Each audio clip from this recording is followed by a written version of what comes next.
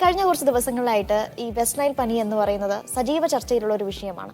അതിൽ മരണം ഉൾപ്പെടെ സംഭവിച്ച ഒരു സാഹചര്യമൊക്കെ ഉണ്ടായിരുന്നു. അതുകൊണ്ട് തന്നെ ഈ പൊതുജനങ്ങളെ സംബന്ധിച്ചിടത്തോളം ചെറിയ രീതിയിലുള്ള ആശങ്ക ഈ വെസ്റ്റ് നൈൽ പനിയുമായി ബന്ധപ്പെട്ടുണ്ട്. അതുകൊണ്ട് ഡോക്ടർ, എന്താണ് ഈ വെസ്റ്റ് നൈൽ പനി എന്ന് പറഞ്ഞുകൊണ്ട് നമുക്ക് തുടങ്ങാം. ഓക്കെ, വെസ്റ്റ് നൈൽ പനി എന്ന് പറഞ്ഞു കഴിഞ്ഞാൽ വെസ്റ്റ് നൈൽ വൈറസ് വഴി ഉണ്ടാകുന്ന ഒരു കൊതുകുജന്യ രോഗമാണ് വെസ്റ്റ് നൈൽ പനി. പക്ഷേ അവിടെ അതിൻ്റെ പേര് ഉദ്ദേശിക്കുന്നത് പോലെ വെസ്റ്റ് നൈൽ വൈറസ് നമ്മുടെ ശരീരത്തിൽ കയറി കഴിഞ്ഞാൽ പനി ഉണ്ടാകണമെന്നില്ല. അതായത് വൈറസ് നമ്മുടെ ശരീരത്തിൽ എത്തിക്കഴിഞ്ഞാൽ പോലും അതിൽ ഒരു 80% പേർക്ക് പനിയും യാതൊരുവിധ രോഗലക്ഷണങ്ങളും ഉണ്ടാകുന്നില്ല. അതായത് അസുഖം ഉണ്ടാകുന്നില്ല. ബാക്കി വരുന്ന ഒരു 20% പേരിൽ മാത്രമാണ് ഈ വൈറസ് നമ്മുടെ ശരീരത്തിൽ അസുഖമുണ്ടാക്കുന്നത്. അതിൽ ഏറ്റവും കോമൺ ആയിട്ട് കാണുന്ന ഒരു ലക്ഷണം പനിയാണ്. അങ്ങനെയാണ് ഇതിന് വെസ്റ്റ് നൈൽ ഫീവർ എന്നുള്ള പേര് വരുന്നത്. ഇത് ആദ്യമായിട്ട് കണ്ടുപിടിക്കുന്നത് ഉഗാണ്ടയിലാണ്. 1937 ഉഗാണ്ടയിലെ ഒരു വെസ്റ്റ് നൈൽ എന്നുള്ള ഒരു പ്രൊവിൻസിലാണ് ഉണ്ടാകുന്നത്.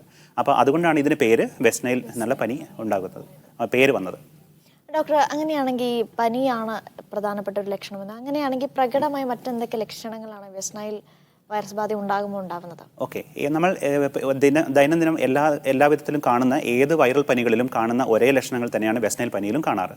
അതായത് പനി ഉണ്ടാകാം, ചിലപ്പോൾ പനി ഉണ്ടാകണമെന്നില്ല, ജസ്റ്റ് തലവേദനയോ അല്ലെങ്കിൽ മേലുവേദന അല്ലെങ്കിൽ ക്ഷീണം, ആ രീതിയിലുള്ള ചെറിയ രോഗലക്ഷണങ്ങൾ മാത്രം വന്ന് കുറച്ച് ദിവസങ്ങൾ കൊണ്ട് തന്നെ രോഗം മാറിപ്പോകുന്ന ഒരവസ്ഥയാണ് ഉണ്ടാകാറ്.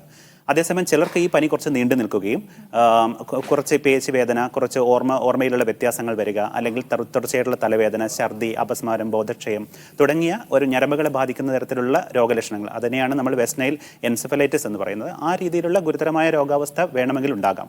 പക്ഷെ അത് വളരെ വിരളമായിട്ട് മാത്രമേ ഉണ്ടാവുകയുള്ളൂ. കാരണം ഞാൻ നേരത്തെ പറഞ്ഞല്ലോ, കാരണം പനി ഉണ്ടാകുന്നവരിൽ തന്നെ ഒരു 80% ആൾക്കാർക്ക് പനി പോലും ഉണ്ടാകില്ല, ലക്ഷണങ്ങൾ ഒന്നും ഉണ്ടാകുന്നില്ല.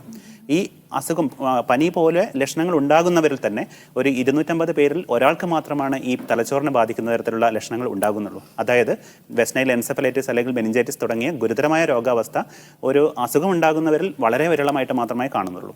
അപ്പോൾ ആ രീതിയിലുള്ള ലക്ഷണങ്ങൾ ഡെവലപ്പ് ചെയ്യുന്നവരിൽ നമ്മൾ വെസ്റ്റ് നൈൽ ഫീവറിന് വേണ്ടി ഇവാലുവേറ്റ് ചെയ്യുകയും അതിനുവേണ്ട പ്രതിവിധികൾ ചെയ്യുകയാണ് ചെയ്തു വരുന്നത്.